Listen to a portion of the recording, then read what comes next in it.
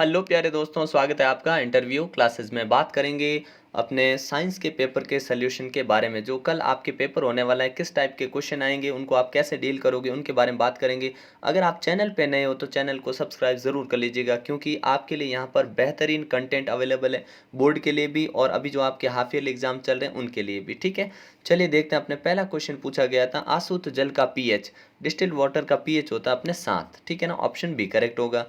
निर्वात में प्रकाश का वेग कितना होता है, तो वो होता है अपने 3 × 10⁸ माइनस नहीं लगाएंगे, 8 मीटर पर सेकेंड होता है। ठीक है ना, मीटर पर सेकेंड, ऑप्शन ए करेक्ट हो जाएगा। ठीक है, फिर पूछा है जाइलम का कार्य बताओ। तो जाइलम का कार्य क्या होता है? जाइलम का कार्य होता है जल का वहन करना, ट्रांसपोर्टेशन ऑफ वाटर। ठीक है, जाइलम का फंक्शन ये होता है। अच्छा, फ्लोएम का होता है भोजन का परिवहन करना, ध्यान रखना। ठीक है, अगला क्वेश्चन पूछा है, जब सांद्र अम्ल में जल को मिलाते हैं तो जल जो है अपने वो अब बाहर आने का क्या कारण होता है? तो बाहर आने का कारण पूछा हमसे, तो वो ऊष्माक्षेपी अभिक्रिया के कारण, एक्सोथर्मिक रिएक्शन के कारण ऐसा होता है। ठीक है, नेक्स्ट है अपना कि किस रसायन का उपयोग फोटोग्राफी में किया जाता है? तो AgBr का करते हैं। किसका? AgBr। यहाँ थोड़ा दिखने में समस्या हो सकती है, AgBr। ठीक है, अगला देखते हैं क्वेश्चन अपना, निम्न में से कौन सा पादप हार्मोन है? पादप हार्मोन कौन सा है? तो देखिए, ये सारे पादप हार्मोन नहीं है, लेकिन एक साइटोकाइनिन है ना, ये पादप हार्मोन है। पादप अपने सिलेबस में जो 4 हार्मोन दे रखे हैं उनके बारे में आपको अच्छे से पता होना चाहिए। ठीक है ना, अगला क्वेश्चन देखते हैं, धातु जो कमरे के तापमान पर द्रव अवस्था में होती है वो कौन सी धातु? वो होती है अपने धातु बोला है ना तो मरकरी होगी, और अगर अधातु बोलते हैं तो ब्रोमीन होती। ठीक है ना, तो यहाँ पे बी ऑप्शन करेक्ट हो जाएगा। अगला क्वेश्चन है, स्वस्थ नेत्र के किस भाग में वस्तु का प्रतिबिंब बनता है? तो दृष्टि पटल के ऊपर बनता है, रेटिना पर बनता है। ठीक है ना, जो भी ऑब्जेक्ट फॉर्म होता है वो रेटिना पे होगा। अगला क्वेश्चन है अपने, विद्युत धारा का मात्रक क्या होता है? तो विद्युत धारा का मात्रक होता है एम्पियर। क्या होता है? एम्पियर। फिर है, अलैंगिक जनन मुकुलन द्वारा किस में होता है? तो अलैंगिक जनन है ये अपने होता है मुकुलन द्वारा हिस्ट में होता है। किस में होता है? हिस्ट में।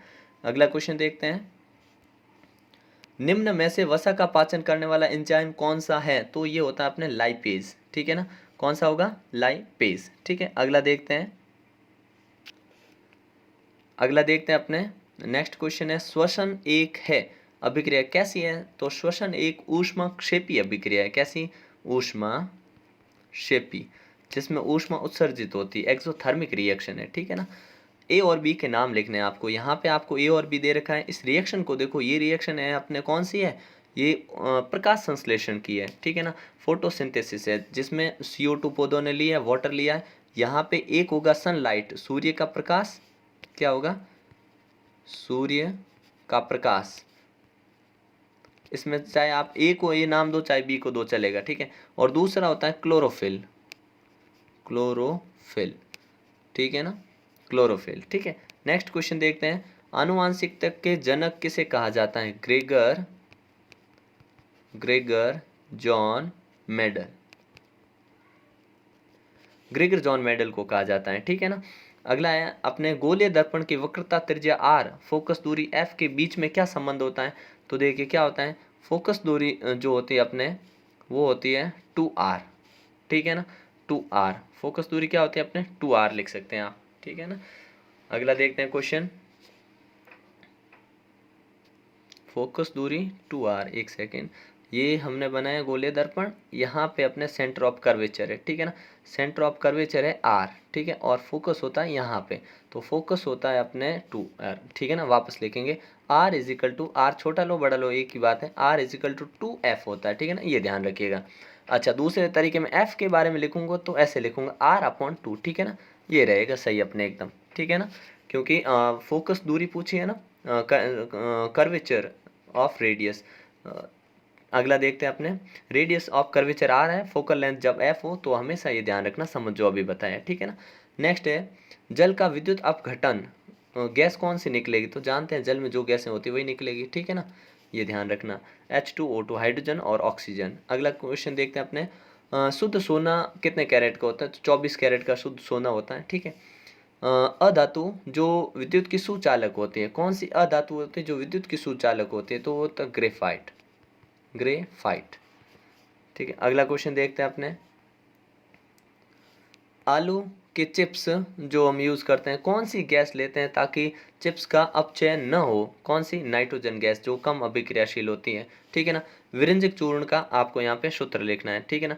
विरंजिक चूर्ण को हम कहते हैं अपने ब्लीचिंग पाउडर, ठीक है ना। तो कैल्शियम ऑक्सीक्लोराइड जिसको बोलते हैं, ठीक है ना। तो आराम से आप लिख सकते हैं क्या? कैल्शियम ऑक्सीक्लोराइड, ठीक है। ये हो गया विरंजिक चूर्ण, ठीक है। अगला देखते हैं, दो संश्लेषित सूचकों के नाम लिखिए, ठीक है ना। तो एक फिनोल्फ्थेलिन लिख देंगे और एक और लिख देंगे हम, ठीक है ना, मिथाइल ऑरेंज लिख देंगे, ठीक है ना। बहुत सारे हैं, मतलब 2-3 तो अपनी किताब में आए हुए हैं, उनमें से कोई एक लिख देना है। फिर पूछा है कि प्रेरित करने वाला कौन सा है? कोशिका विभाजन को प्रेरित करने वाला हार्मोन कौन सा है? तो आपको कमेंट सेक्शन में ये आंसर देना है, ठीक है ना, कि प्रेरित करने वाला, क्योंकि कुछ हार्मोन जो वृद्धि को प्रेरित करते हैं, कुछ कोशिका विभाजन को करते हैं, ठीक है, कुछ फल उत्पादन में, फल को पकाने में करते हैं, ठीक है। ये सारे आपको याद रखने हैं। वृक्क की संरचना और क्रियात्मक इकाई जानते हो आप, ठीक है ना, नेफ्रॉन बोल देंगे इसको। रक्त का थक्का जमाने वाली कोशिकाएं कौन सी होती हैं? प्लेटलेट्स होती हैं जो रक्त का थक्का जमाती हैं। बैटरी का प्रतीक बनाओ, तो बैटरी अपने इस टाइप से बनाएंगे आप, एक डंडी बड़ी, एक छोटी, एक बड़ी, एक छोटी, एक बड़ी, ऐसे, और फिर इनको इस टाइप से आप कनेक्ट कर देंगे, ठीक है ना। ये अपने हो गई बैटरी, ठीक है ना। एक तरफ माइनस, एक तरफ प्लस लगा देंगे, ठीक है। बड़ा हिस्सा होता है उधर प्लस होता है, छोटे हिस्से की तरफ माइनस होता है, ये ध्यान रखिएगा। अगला देखते हैं अपने, किसी छड़ चुंबक कि क्षेत्र रेखाएं रेखांकन कीजिए। एक चुंबक बनाओगे आराम से, ये कर सकते हो, करवाने की जरूरत नहीं है। एन और एस बनाया, नॉर्थ से साउथ की तरफ चलती है, तो इस हिसाब से लाइन आपस में कटनी भी नहीं चाहिए और आराम से बन भी जानी चाहिए, ठीक है ना। तो इस हिसाब से आपको बना देनी है, ठीक है ना। अगला देखते हैं, अच्छा हाँ, लाइन में ये ध्यान रखना कि जब आप ऐसे बनाए एन और एस, तो अपने ये लाइन ऐसे ऐसे नज़र आनी चाहिए कि हाँ इधर जा रही, हाँ इधर जा रही, और जो ये है वो भी इधर ऐसे, ठीक है ना, ऐसे, ठीक है, ऐसे दिखना चाहिए। अगला क्वेश्चन देखते हैं अपने, एकल संकरण का जीनी प्रारूप लिखना। तो जीनी प्रारूप होता है 1:2:1, ठीक है ना, ये जीनी प्रारूप। लक्षण प्रारूप पूछे तो 3:1 होता है, ठीक है। मानव नेत्र में कौन सा लेंस होता है? उत्तल लेंस होता है। कौन सा लेंस? अपने उत्तल लेंस होता है, ठीक है। अगला क्वेश्चन देखते हैं, रेडॉक्स अभिक्रिया, इनके उदाहरण लिखने हैं आपको। और ये सोडियम, सोडियम 2 लिखा ना, 2 सोडियम लिख दीजिए यहाँ पे। सोडियम के पास इलेक्ट्रॉन फ्री कितने रहते हैं? आपने कहा 11 पे आता है, तो 1 इलेक्ट्रॉन इस पे फ्री रहेगा। सामने कौन है? ऑक्सीजन। ऑक्सीजन 1 2 3 4 5 6, 6 पड़े, 2 चाहिए, ये इधर दोनों भेज देंगे, ठीक है ना। ये बन गया आपने, ठीक है। इस प्रकार से मैग्नीशियम ऑक्साइड का भी बनाना है आपको, ठीक है।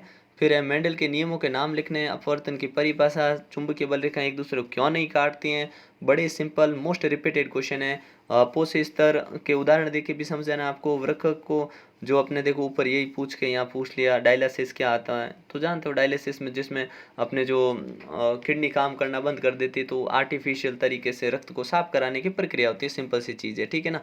उत्तल लेंस के से प्रतिबिंब बनाओ और 2F पर रखी हो, उसका बनाइए, कोई दिक्कत नहीं। हाइड्रोजनीकरण और इसका उपयोग बताइए। घी बनाते हैं वनस्पति तेल से, और तो क्या है, ठीक है ना। आपको यहाँ पे दे रखी दर्पण की वक्रता त्रिज्या दे रखी है, फोकस दूरी आपको निकालनी, एफ निकालना है आपको। तो एफ इजिकल टू क्या होता है? R/2 होता है, ठीक है ना। तो इसको हाफ कर देंगे तो अपने आंसर आ जाएगा 10, ठीक है ना। फिर कार्बन के 2 गुण जो हमारे चारों ओर विशाल संख्या में दिखाई देते हैं, जानते हैं आप, कैटेनेशन और दूसरा क्या होता है? टेट्रावैलेंसी, चतुसंयोजकता और संकलन का गुण होता है। फिर अपने को पेंटेन के कितने समावेश? तो 3 समावेश संभव होते हैं, ठीक है ना। तीनों आप जानते हैं, n pentane, isopentane, neo pentane, ठीक है ना। और तीनों के आपको स्ट्रक्चर बनाने हैं।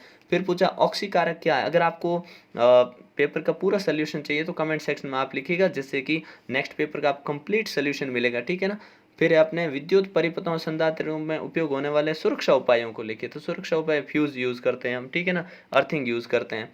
तंत्रिका कोशिका के चित्र बनाना, नाम लिखना। हार्मोन, अग्नाशय ग्रंथि में हार्मोन कौन सा निकलता है, उसकी कमी से होने वाले रोग को दिखाना है, ठीक है ना। तो अग्नाशय में कौन सा हार्मोन? इंसुलिन निकलता है, उसकी कमी से मधुमेह रोग होता है, ठीक है ना। एक आंख, 2 आंखें क्यों होती है एक की बजाय? ताकि हम पूरा 180 डिग्री पे देख पाएँ। एक आंख होती है ना, वो इतना ही देख पाती है, जैसे हमारा यहाँ नाक बीच में आ जाता है तो 150 डिग्री पे ही देख पाती है, लेकिन दोनों आंखों की वजह से पूरा हम 180 डिग्री तक देख पाते हैं, ठीक है।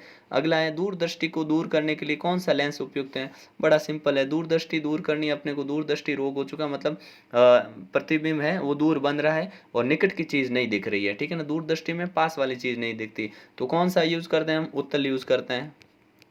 क्या यूज़ करते हैं? उत्तल। और निकट दृष्टि होता तो अवतल यूज़ कर लेते हैं, ठीक है। और धातु में कौन सी गैस निकलेगी? हाइड्रोजन निकलेगी, ठीक है। चित्र बनाना, जांच कैसे करेंगे? जब मोमबत्ती लेके जाएंगे तो पॉप पॉप की साउंड के साथ वो जलेगा, ठीक है। पाचन क्रिया, पाचन तंत्र पूछा है, धमनी और शिरा में अंतर पूछा है, और निषेचन है। ये मतलब आपके लिए एक तरह से ये प्रैक्टिस पेपर ही समझ लीजिए, क्योंकि ईयरली एग्जाम के लिए आपको इसी टाइप के क्वेश्चन मिलने वाले हैं, ठीक है ना। फिर आपको यहाँ पे हल्के फुल्के न्यूमेरिकल, मतलब टफ भी नहीं दिए और हल्के फुल्के न्यूमेरिकल देके आपसे क्वेश्चन पूछे, ओम के लॉ पूछा है आपसे, और इस प्रकार का आपका ये पेपर है। ठीक है, कोई समस्या आती है तो कमेंट सेक्शन में लिखिएगा। ठीक है, तो मिलते हैं नेक्स्ट पार्ट में, तब तक के लिए जय हिंद जय भारत।